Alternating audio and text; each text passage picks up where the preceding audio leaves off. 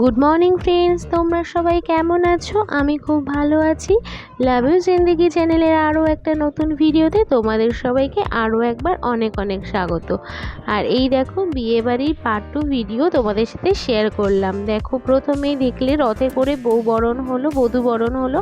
তারপর বধূ বরণের অনুষ্ঠান শেষে বাড়ি চলে এসেছিলাম। আমার পরের দিন বৌভাতে যাওয়ার জন্য একদম রেডি আমরা। তারপর দেখো বৃষ্টি পড়বে বলে তাড়াতাড়ি করে চলে গিয়েছিলাম, কিন্তু গাড়ি থেকে নামতেই জোর বৃষ্টি শুরু হয়েই গেছিলো প্রায়। তাই আমরা দৌড়ে দৌড়ে সবাই প্যান্ডেলের ভেতরে ঢুকছিলাম। আর শুধু আমরা না, সবাই প্যান্ডেলের ভেতরে তাড়াতাড়ি করে ঢুকছিল। আর তখনও যেহেতু বউ আসেনি, তো দেখো তাই জন্য চারিদিকটাই প্রায় ফাঁকা। আর আমরা অনেকটা আগেই পৌঁছেছিলাম, তাই সোজা দৌড়ে গিয়ে ঢুকলাম একেবারে খাওয়ার প্যান্ডেলে। তো খেয়ে নিয়ে তারপরে আনন্দ ঘোরার সবটাই ছিল। আর অনেকটা রাত পর্যন্তই কিন্তু ছিলাম। আর এই দেখো তারপর সবাই চলে এসেছিলো একে একে, সবার সঙ্গেই ফটোশ্যুট করেছিলাম। আর বিয়ে বাড়ি ফটোশ্যুট করবো না তাই হয় বলো?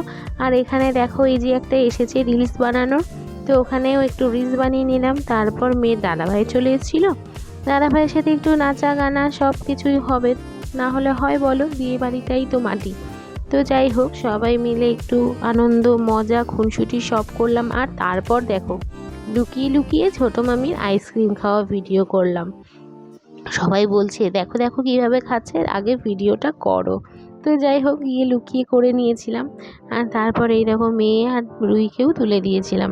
তারপর দেখো বাচ্চাদের একটু ফটোশ্যুট, মেয়ে আবার উঠে গেছিলো একদম পাত্রীর স্টেজে। যাই হোক, ওখানে একটু নাচ করলো। আর আমার মেয়ে বিয়ে বাড়ি যাবে, নাচ করবে না তাই হয় বলো? আর তারপর সব শেষে আমরা একটু ফটোশ্যুট করে ওখান থেকে বেরিয়ে এসেছিলাম।